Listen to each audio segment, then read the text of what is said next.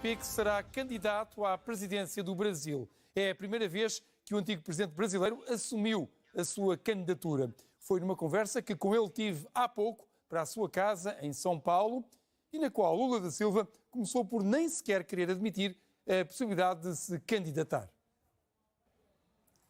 Ex-presidente Lula da Silva, bem-vindo ao Telejornal. O presidente Jair Bolsonaro substituiu agora o ministro da Defesa e os comandantes dos 3 ramos das Forças Armadas do Brasil. Como é que acha que os militares vão reagir a esta situação? Primeiro eu queria te cumprimentar, José Rodrigues, queria cumprimentar o nosso querido povo, o irmão de Portugal, e cumprimentar os ouvintes da TV RTP por essa entrevista. Bem, eu acredito que as mudanças que o presidente Bolsonaro fez, elas são mudanças normais. O presidente teve um desentendimento com o ministro da Defesa, resolveu trocar o ministro da Defesa, os comandantes das Forças Armadas resolveram pedir demissão, antecipar a demissão, e o presidente escolheu os outros 3 ministros, os outros 3 comandantes, que eram os primeiros da fila. Até aí é uma substituição correta. Eu, sinceramente, não vejo isso como sinal de crise. O problema do presidente é outro, não apenas a questão militar, mas ele substitui o ministro das Relações Exteriores e coloca um substituto que não tem nenhuma experiência de diplomacia, num posto em que o Brasil sempre teve grandes diplomatas exercendo a função. E isso é muito ruim para as relações exteriores do Brasil, porque o Brasil chegou a ser quase protagonista internacional e hoje o Brasil é tratado como um país muito insignificante. Então eu acho que as mudanças demonstrou que o presidente está tão fraco que é até muito difícil substituir ministros. E aqui já aconteceu no Brasil vários momentos em que o ministro, o presidente não consegue ter ministros bons porque as pessoas não querem participar do governo do Bolsonaro, porque o governo efetivamente não está tratando o povo com seriedade, muito menos tratando os brasileiros com o respeito que o povo necessita. Senhor ex-presidente, eu gostaria de falar um pouco sobre o senhor, sobre o seu futuro, sobre o seu presente e também sobre o seu passado, abordando, naturalmente, a questão da recente anulação dos seus julgamentos da 13ª Vara Federal de Curitiba, onde estava o ex-juiz Sérgio Moro, e que significa que o senhor recuperou os seus direitos políticos. O que é que vai fazer com esses direitos políticos que agora tem? Foi uma caricatura inventada pela imprensa brasileira, que foi transformado quase num semideus, foi vendido ao mundo inteiro como um juiz sério. E o Moro não era sério. O Moro, no meu processo, ele mentiu o tempo inteiro. Eu dizia para ele que era mentira e que a verdade iria aparecer num certo tempo. O que nós estamos ganhando hoje na Justiça, faz 5 anos que nós fizemos o pedido através dos meus advogados. Ora, e nós conseguimos provar que eu não tinha nenhuma culpabilidade em qualquer relação com a Petrobras. Então, não só eu fui absolvido de toda a relação com a Lava Jato, como o Moro foi considerado suspeito na votação da 2ª turma da Suprema Corte.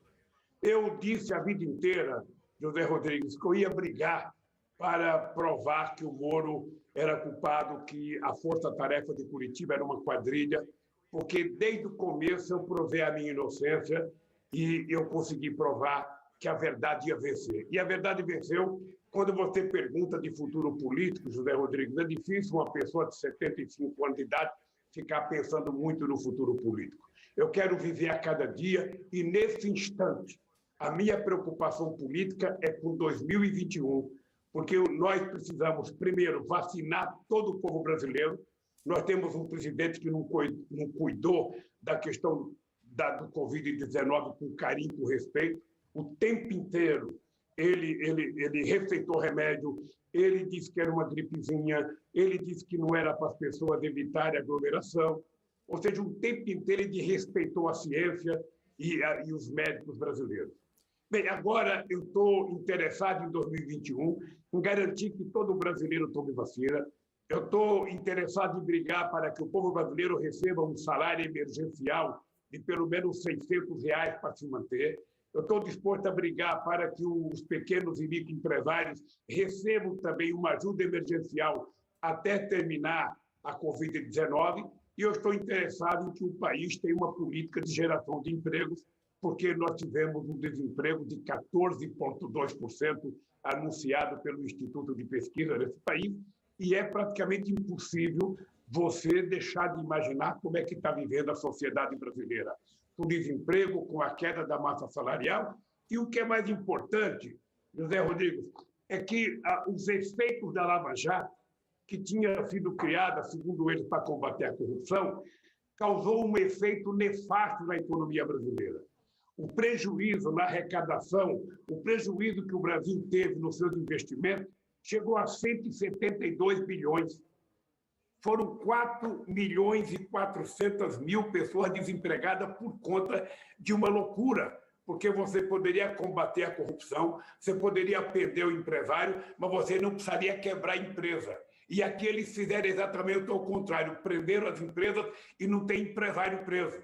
Os delatores confessaram o crime, receberam metade do que roubaram, estão todos vivendo uma vida de nababo, e o povo brasileiro, que não teve nada com nada, perdeu o emprego e tem muita gente desempregada no país. Então, 2021, essa é a minha meta, restabelecer a credibilidade do Brasil interna e externa e fazer com que o povo possa tomar café, almoçar e jantar todo dia nesse país.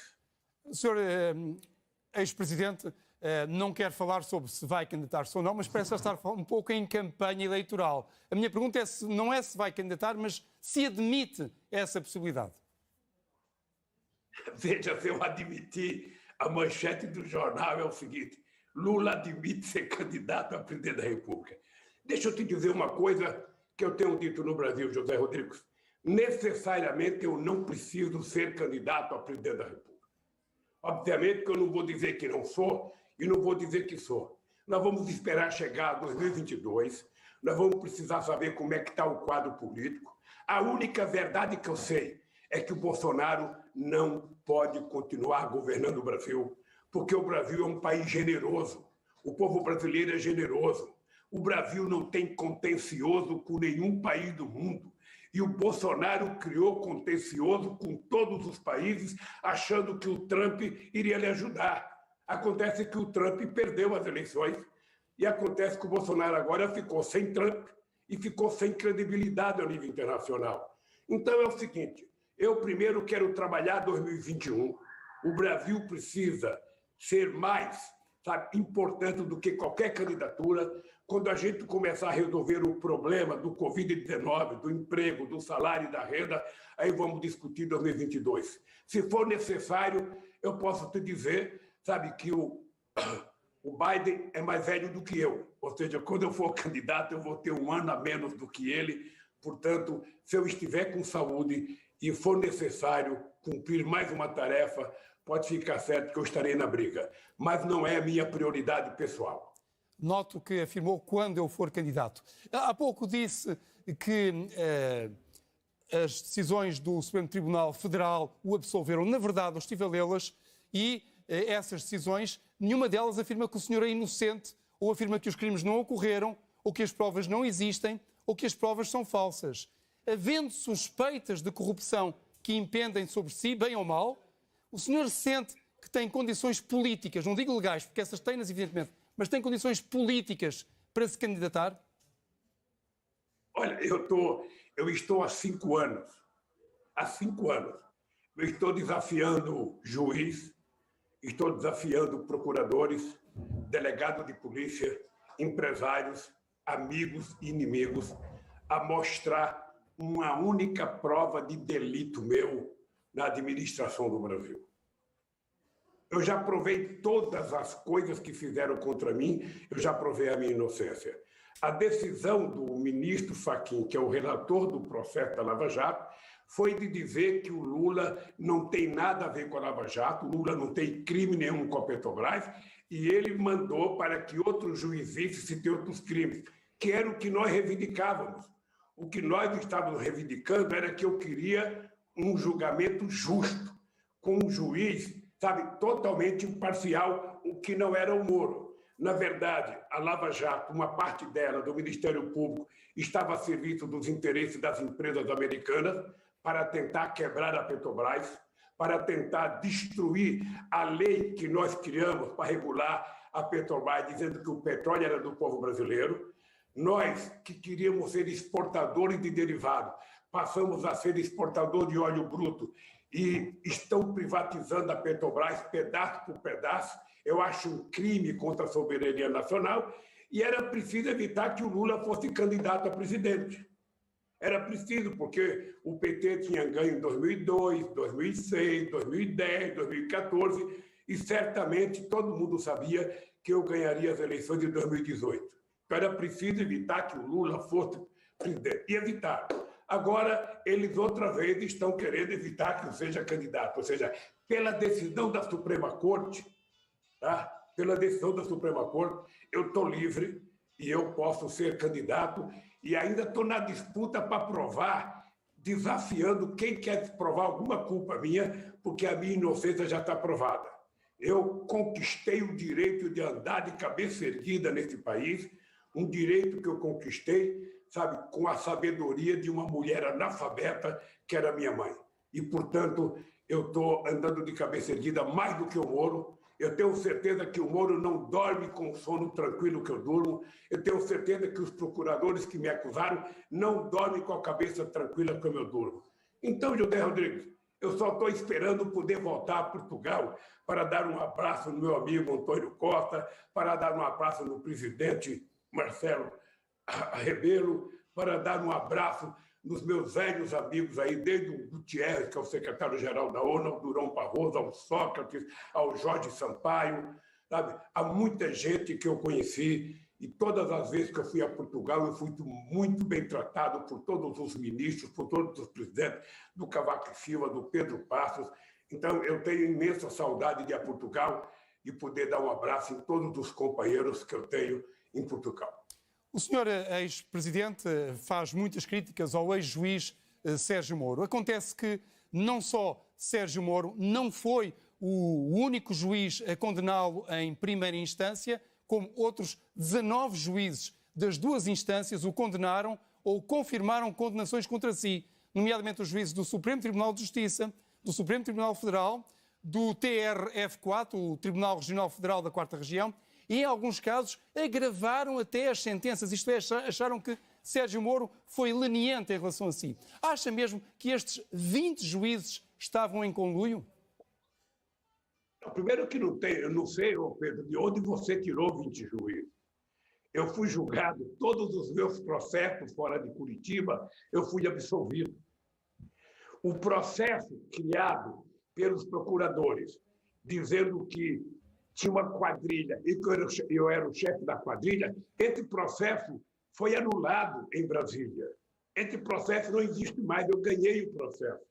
Então, eu fui julgado pelo Moro, depois do Moro eu fui julgado na segunda instância. Essa segunda instância, na minha opinião, nem leu o processo, porque o presidente da segunda instância deu uma sentença me condenando antes de ler o processo, e depois eu fui para o Tribunal de Justiça. Com a decisão do Moro, com a decisão do Fachin, tudo isso cai por terra abaixo. Tudo isso desaparece. E se tiver que ter algum processo, que se começa do zero. E eu estou disposto. Eu duvido que tenha um procurador, um delegado ou um juiz, sabe, que tenha direito de conversar comigo de cabeça erguida como eu vou conversar com eles. Porque eu sei que eu sou inocente, ele sabe que eu sou inocente, e ele sabe que a única possibilidade de me culparem é contando uma mentira. E eu estou disposto a brigar. Eu, sinceramente, sair da onde eu saí, virar presidente da República, fazer o que nós fizemos nesse país com a ajuda do povo brasileiro, eu não permitirei que recaia sobre a minha trajetória de vida uma mentira escabrosa como essa que eles contaram. Se o senhor for eleito, se por acaso chegar a presidente, o que é que vai mudar no Brasil? Olha, deixa eu lhe dizer uma coisa. Nós temos um problema sério, que não é um problema do Brasil, é um problema do mundo. Ou seja, o mundo está com a governança desarticulada. O que é o estranho é que a crise que nós estamos vivendo, a pandemia do Covid-19, ou seja, não é uma brincadeira, não é uma guerra de um país contra um país, é uma guerra da natureza que se rebelou contra a humanidade que não cuidava dela com o respeito que deveria cuidar. E até hoje a gente não tem muita noção se o que está fazendo está certo. Então era preciso criar, sabe, uma governança mundial. O secretário-geral Guterres da ONU já poderia ter convocado uma reunião especial da ONU para discutir o Covid-19, para discutir quem vai financiar a vacina. O G20 já poderia ter sido convocado. Eu acabei de dizer isso numa entrevista, sabe, para o Biden, falei com a Angela Merkel pela imprensa, falei com o Macron pela imprensa, falei com o Xi Jinping pela imprensa e vou falar, inclusive, com o meu amigo Antônio Costa. Não é possível que o mundo não esteja reunido para discutir como enfrentar o Covid-19. E eu estou percebendo que está difícil resolver. Está difícil, a situação não está fácil em Portugal, não está fácil na Alemanha, não está fácil na França, não está fácil na Itália, não está fácil na Rússia, sabe, não está fácil no Brasil. O Brasil, então, o Brasil corre o risco de se transformar no epicentro da crise no mundo. Mas era uma pergunta relacionada com a Venezuela. Existe na Venezuela uma enorme comunidade portuguesa e nos últimos anos muitos têm fugido do país e regressado a Portugal devido ao constante degradar da situação. O senhor apoiou a Venezuela quando era presidente e até disse recentemente que Nicolás Maduro tem grandeza política. Ora, eu estive aqui a ver o relatório de uma organização de defesa dos direitos humanos, o Human Rights Watch, referente à Venezuela em 2021, que responsabiliza o regime de Nicolás Maduro de subnutrição no seu país, de ter milhões de pessoas sem acesso a cuidados de saúde primários, de atrocidades, de detenção de opositores, de desaparecimento de opositores, de tortura e de crimes contra a humanidade. E a Amnistia Internacional, outra organização de defesa dos direitos humanos, sobre a Venezuela e sobre o regime de Nicolás Maduro, disse que este regime é responsável por execuções extrajudiciais, detenções arbitrárias, uso excessivo de força, prisioneiros de consciência, silenciamento da oposição e crimes contra a humanidade. Como é que isto se compadece com a definição de Nicolás Maduro como um governante com grandeza política? José Rodrigues, me desculpe. Eu acho que nesse momento da história da humanidade, com a crise financeira que estamos vivendo e com o Covid-19, com essa pandemia, a Venezuela é um problema dos venezuelanos. A democracia de Portugal depende do povo de Portugal. A democracia do Brasil depende do povo brasileiro. E a democracia da Venezuela depende do povo da Venezuela. Eu fiquei envergonhado quando eu vi líderes europeus acompanhar o Trump e tentar eleger um embuste para ser o presidente, que era aquele Guaidó. Com todos os defeitos, teve uma eleição na Venezuela que foi acompanhada por muita gente do mundo e ninguém disse que as eleições foram roubadas. Eu acompanho a crise da Venezuela desde 2002. Eu já criei um grupo de amigos para cuidar da Venezuela. Já pedi para muitas autoridades portuguesas visitar a Venezuela, que tem 400 mil portugueses. Ou seja, eu acho que se o Maduro está errado, é um problema do povo da Venezuela mudar. Como no Brasil o povo elegeu o Bolsonaro. Ora, nós temos que aprender e lutar para que a gente, daqui a 2 anos, tire o Bolsonaro. O povo pode tirar o Maduro amanhã. O impeachment da Dilma é porque os PSDB não soube perder e começou a trabalhar o impeachment dela. Eu perdi 3 eleições e nas 3 eleições eu fui me preparar para disputar as outras eleições. Então eu penso que, sinceramente, a Venezuela é um problema do povo venezuelano. Eu vivi a guerra do Iraque. Eu vi a mentira que foi contada pelo governo americano, dizendo que tinha armas químicas no Iraque. Aliás, você esteve no Iraque. Você esteve no Iraque como jornalista. E até hoje estamos procurando a arma química. E a arma química nunca existiu. Ou seja, o presidente do Iraque mentiu, Saddam Hussein, dizendo que tinha. O Bush mentiu do jeito que tinha. E quem pagou o preço foi o povo, porque até hoje não tem armas químicas. Agora, a Venezuela tem um problema da democracia interna, que é um problema deles, Pedro. O povo da Venezuela tem eleição a cada 2 anos, a cada 3 anos. O Chávez fazia um referendo a cada 2 anos. Você não pode dizer que não tem democracia na Venezuela. Ou seja, eles podem ter os vícios que eles podem ter, os erros que eles podem ter, sabe? Mas eu acho que eles têm que resolver internamente. Não é a gente elegendo um forasteiro, uma pessoa que não tem capacidade, que não foi eleita para presidente. O que eu defendo é o seguinte: a democracia de cada país não é definida pelo parâmetro americano. A democracia de cada país é definida pelo povo de cada país. Portanto, eu acho que a Venezuela hoje tem um problema sério, que é o bloqueio americano. E toda vez que os Estados Unidos fazem um bloqueio contra um país, os Estados Unidos estão fazendo uma guerra contra inocentes, contra mulheres, contra velhos, contra crianças, que termina sendo a vítima do bloqueio.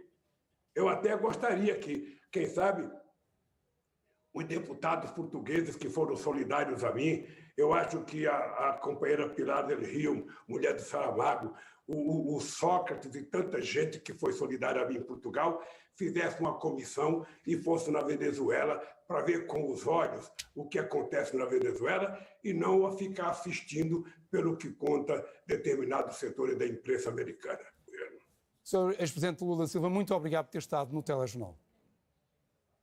Obrigado a você, José Rodrigues, e até a próxima oportunidade.